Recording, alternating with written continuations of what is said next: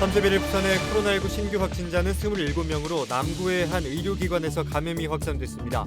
이 의료기관은 공간이 넓기는 하지만 환기가 잘 되지 않은 것으로 파악됐고 현재 운영을 중단한 상태입니다. 지난 29일 새벽 시간 부산의 도심에 개들이 떼지어 출몰해 주민들이 불안에 떠는 일이 발생했습니다. 출몰한 개들은 목줄 등을 하지 않고 있는 것을 밀어볼 때 유기견으로 추정됩니다. 해운대구는 반야 2.3동 도시재생 뉴딜 사업을 이끌 주민협의체를 구성하기 위한 주민총회를 열었습니다. 이날 주민협의체 대표단 구성과 함께 협의체 운영 방안 등에 대한 논의가 이루어졌습니다. 부산시가 외국인들을 위한 상담 통역 서비스를 시작합니다. 오는 9월쯤 13개 국어 상담 통역 앱을 개발해 서비스를 시작할 계획입니다. 여러분 안녕하십니까? 헬로티비 부산 뉴스입니다. 31일 부산의 코로나19 신규 확진자는 27명으로 남구 소재 의료기관 감염자가 확산되고 있습니다. 의료기관 관련자 149명을 조사한 결과 현재까지 총 확진자는 21명으로 집계됐습니다. 해당 의료기관은 의원급으로 공간 구조상 넓긴 하지만 환기가 좋지 않은 구조로 파악된 가운데 현재는 운영을 중단한 상태입니다. 오늘 신규로 보고드린 27명 가운데 남구 의원 관련이 14명의 확진자가 발생하였습니다. 종사자분의 확진은 없습니다. 접촉자 한 분을 제외하고는 모두 이용자, 의료기관 이용자에서 확진되었습니다. 또한 어버이날 가족모임발 연쇄 감염도 계속되고 있습니다. 현재 연쇄 접촉자 3명이 격리 중 확진돼 총 확진자는 27명입니다. 최근 경기도 남양주시 한 야산에서 50대 여성이 유기견에 물려 숨지는 사고가 발생했는데요. 부산에서는 심야에 개들이 무리지어 도심에 출몰해 주민들이 불안에 떨었습니다. 김한식 기자의 보도입니다. 한 무리의 개들이 주차장으로 뛰어들어옵니다. 대부분 덩치가 커다란 것이 맹견들로 보입니다. 개들은 마치 제 집인 양 주차장 이곳저곳을 뛰어다닙니다. 무리지어 무언가를 포위하듯 둘러싼 모습은 위협스럽게 느껴집니다. 당시 주차장 안쪽 건물에 있던 60대 서문상 씨는 꼼짝없이 갇혀 있었습니다.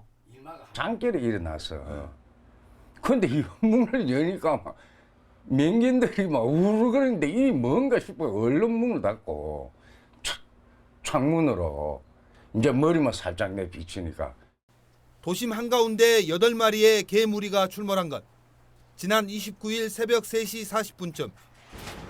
맹견들은 이곳 주차장에서 5분 남짓 뛰어다니다 출구를 통해 빠져나갔습니다. 개 무리는 도심 속으로 유유히 사라졌습니다. 비슷한 시각 드문드문 사람들이 다녀 자칫 인명피해로 이어질 수 있는 상황이었습니다. 이후 개 무리는 다시 출몰하지 않았지만 언제 또다시 나타날지 몰라 불안감을 떨칠 수 없습니다.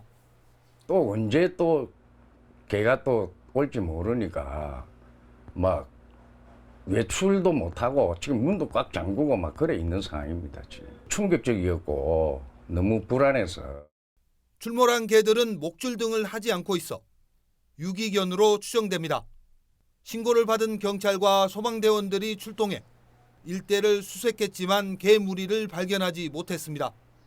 헬로티비 뉴스 김한식입니다. 오는 7월부터 자치경찰제가 시행되는 가운데 부산자치경찰위원회가 내놓은 1호 업무 지시사항은 해수욕장 개장 등 피설철 치안 대책인 것으로 나타났습니다.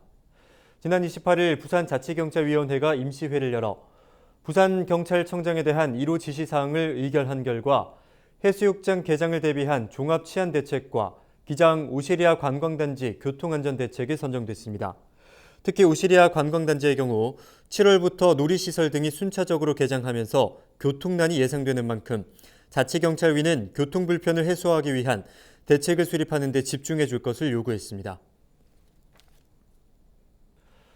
해운대구는 31일 반여동 민방위 교육장에서 반야 2.3동 도시재생 뉴딜 사업을 이끌 주민협의체를 구성하기 위한 주민총회를 열었습니다. 이날 총회에서는 주민협의체 대표단을 구성하고 앞으로의 운영 방법 등을 논의했습니다. 해운대구는 지난 3월 반여 23동 도시재생 현장 지원센터가 문을 연 이후 주민협의체가 구성되면서 주민들이 이끄는 도시재생 뉴딜 사업을 본격적으로 추진할 수 있는 동력이 생겼다고 설명했습니다. 반여 23동 도시재생 뉴딜 사업은 반여의 쉼표와 느낌표를 더하다를 주제로 반여동 1594-73번지 1원에 오는 2024년까지 4년간 200억 원을 들여 추진됩니다. 부산시가 외국인들을 위한 상담 통역 서비스를 시작합니다. 부산시와 부산국제교류재단은 영어와 중국어, 일본어를 비롯해 베트남어와 인도네시아어 등 13개 국어 상담 통역 앱을 개발해 오는 9월쯤 선보인다고 밝혔습니다. 이 통역 앱은 모바일 기반 상담 통역과 동행 통역, 전문 상담, 실시간 상담 채팅 등으로 구성되며 외국인 주민 생활정보 앱인 라이프인 부산에서 사용 가능합니다. 지난해 부산 지역 외국인 주민 실태 조사를 보면 외국인 주민이 부산에 살면서 느끼는 불편한 점 1위는 의사소통으로 나타났고 공공기관 내 통역이나 번역 서비스가 필요하다는 결과가 나오기도 했습니다. 가수 인순이 김인순 씨가 동명대 석좌 교수로 활동합니다.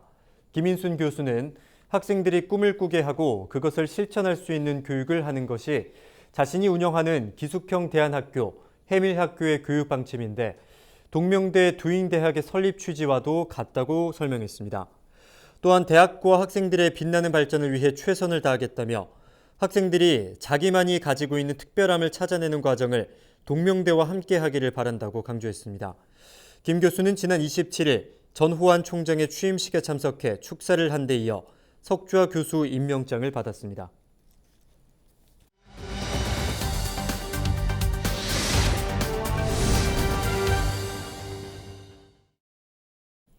네, 이르면 올 하반기쯤 부산은 노인 인구 20%를 넘긴 초고령화 사회에 진입할 것으로 예상됩니다.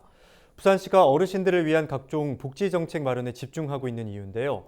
금정구는 통합형 부산 돌봄 공모 사업에 1위로 선정된 슬기로운 노후생활 돌봄 서비스 가동을 본격적으로 시작했습니다. 어떤 건지 금정구 관계자와 이야기 나눕니다. 안녕하십니까? 네, 안녕하세요. 네, 반갑습니다. 먼저 금정구에서 시작한 슬기로운 노후생활 돌봄 서비스에 대해서 설명해 주시죠. 네. 슬기로운 노후 생활이란 금정구에서는 처음 시행하는 부산형 통합 돌봄 공모 사업입니다. 네, 통합 돌봄 사업이라는 것은 예. 어르신들께서 일상생활을 병원이나 시설이 아닌 내 집에서 편안하게 노후 생활을 누리실 수 있도록 도와드리는 돌봄 서비스입니다. 네, 이번에 금정구에서는 슬기로운 노후 생활이라는 주제로 주거 지원, 재가 요양 돌봄, 방문 건강 의료, 지역 전달 체계 구축이라는 4개 분야로 서비스를 제공할 예정입니다. 언급해 주신 4개의 분야가 어떻게 관리 운영될지도 궁금한데요. 네, 통합 돌봄 사업에서 제공하는 4개 분야는 첫 번째, 주거 지원 분야에서는 병원에서 퇴원하신 어르신들께서 건강이 회복되실 때까지 금정구에서 마련한 케어 안심주택이라는 곳에 입주하셔서 생활에 불편함이 없이 지내시도록 도와드리고, 또한 집에서 일어나는 안전사고 예방 등을 위해서 안전바 설치, 욕실 미끄럼 방지 타일 설치 등을 해드려서 댁에서도 안전하고 편리하게 생활하실 수 있는 환경을 만들어 드리고자 합니다. 두 번째로 요양 돌봄 서비스 분야에서는 댁에서 돌봄이 필요한 어르신의 개인 건강 상태에 맞는 영양식 배달이라든지 세탁 배달 서비스 등의 맞춤 서비스 제공과 함께 마을 주민인 돌봄 활동가분이 항상 옆에서 돌봐드리고자 합니다. 예. 그리고 세 번째인 방문 건강 의료 분야에서는 보건소 방문 건강 서비스와 돌봄 활동가가 해드리는 병원 이동 지원 서비스 등을 통해서 항상 어르신의 건강 관리를 책임질 것입니다. 그리고 마지막으로 네 번째, 촘촘한 지역 복지 서비스 연계 분야에서는 요양 등급 재판정을 받으신 분들과 같이 돌봄은 정말 필요하지만 서비스를 받지 못하시는 사각지대 어르신들을 주민들과 함께 발굴하여서 마을 공동체를 통해서 따뜻하게 돌봐드릴 예정입니다. 전반적인 복지의 질이 향상될 것으로 기대가 되는데요. 금정구는 동별로 노인 인구 비율이 높습니다. 이번 서비스를 통해서 어떤 효과를 좀 기대하십니까?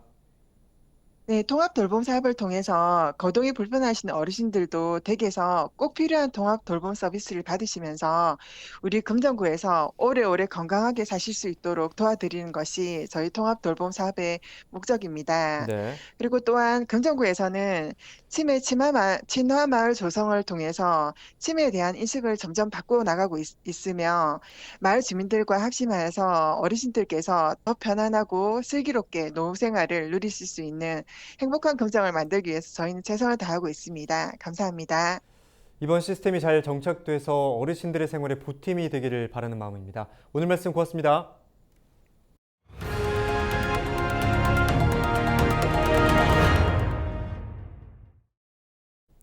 매년 이맘때면 관광객들로 북적이던 세계적인 관광지가 코로나19 확산으로 사실상 개점 휴업 상태입니다.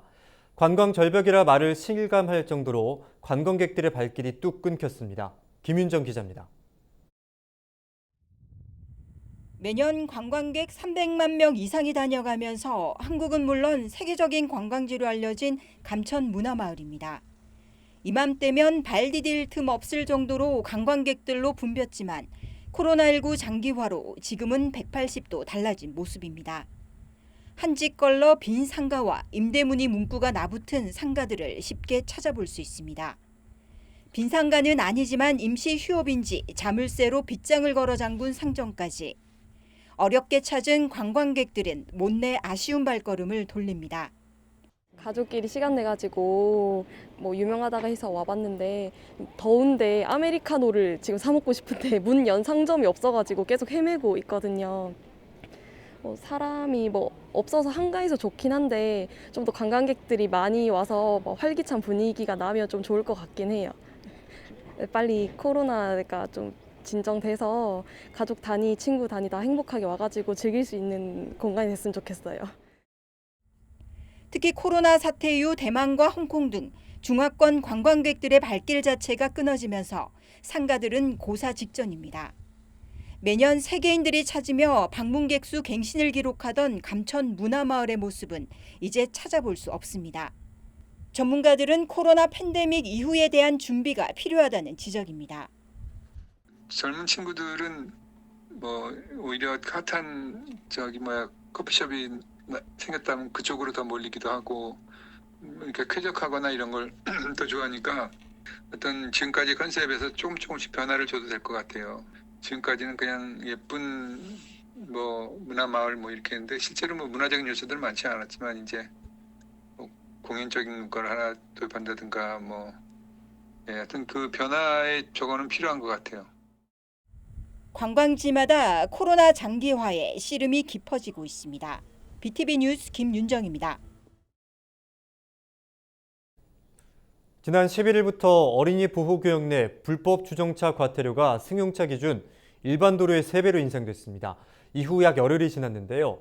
지자체 단속에도 불구하고 학교 앞에서는 여전히 불법 주정차가 계속되고 있습니다. 김진재 기자의 보도입니다.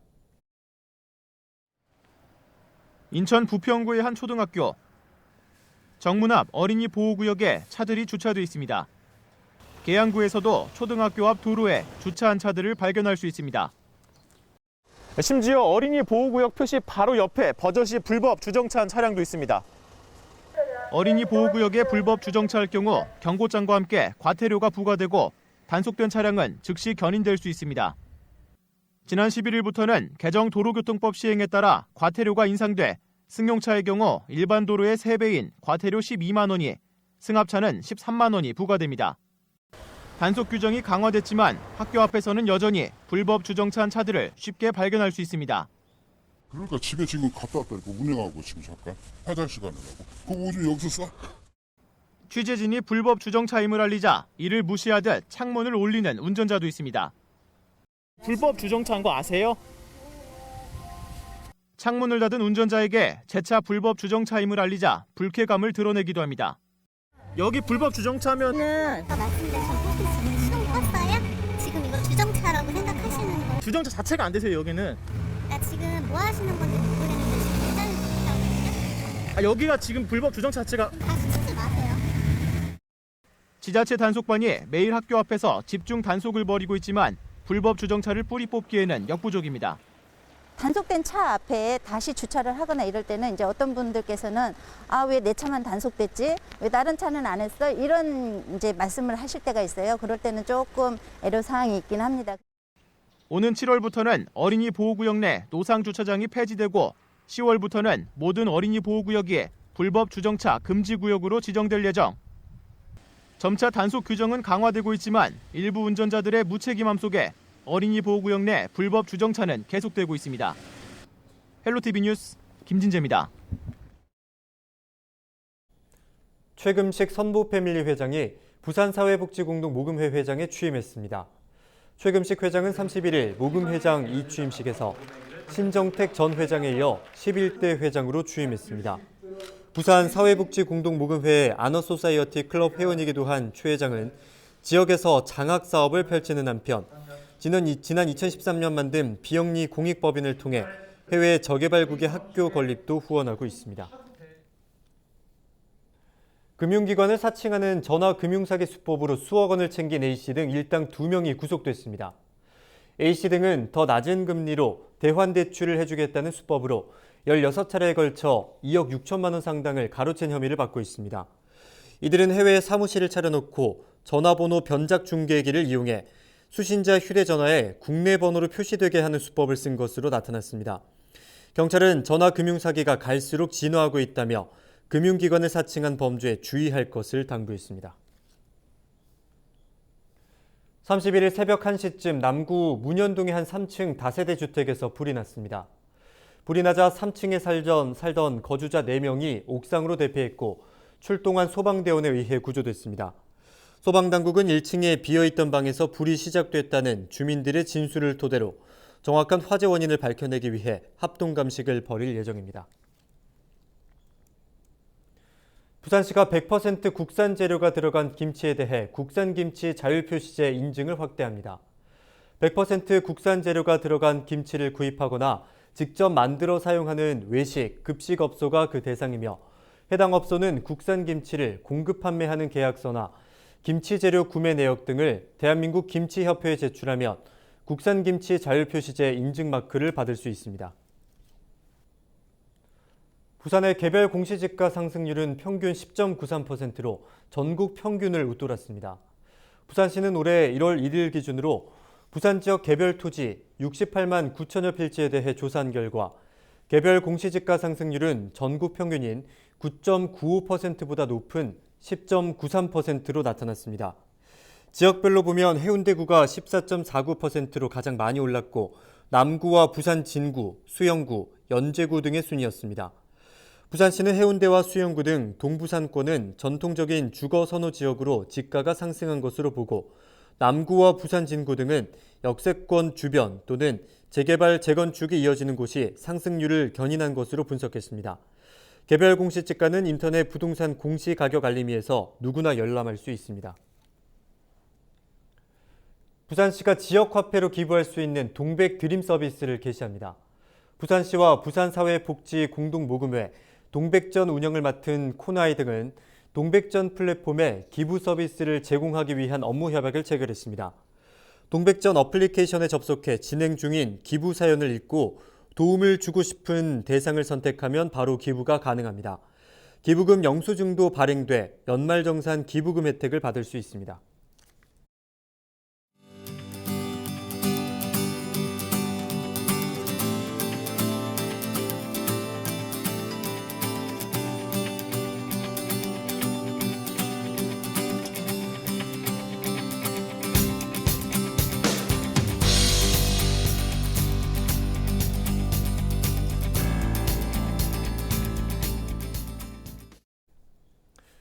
네, 예쁜 할머니, 멋있는 할아버지로 살아가고 싶은 마음은 사실 우리 모두가 갖고 있는 생각이 아닐까 싶은데요.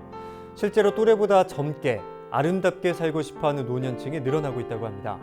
서울 강남의 한 성형외과는 지난 3년간 병원을 찾아온 70세 이상 실버 세대가 연평균 28%씩 증가하고 있다고 밝혔습니다. 그중에 남성의 비율도 계속해서 늘어나고 있다고 하는데요. 성형이 더 이상 2030 세대만의 이야기나 여성들만의 이야기가 아닌 거죠. 그런데 외모도 중요하지만 어떤 게 우리를 또 젊어지게 보이게 할 수 있을까요? 바로 젊고 유연한 사고로 살아가는 것. 그 역시 예쁜 할머니와 멋있는 할아버지로 살아가는 게 아닐까 싶습니다. 오늘 저희가 준비한 소식은 여기까지입니다. 함께해 주신 여러분 고맙습니다.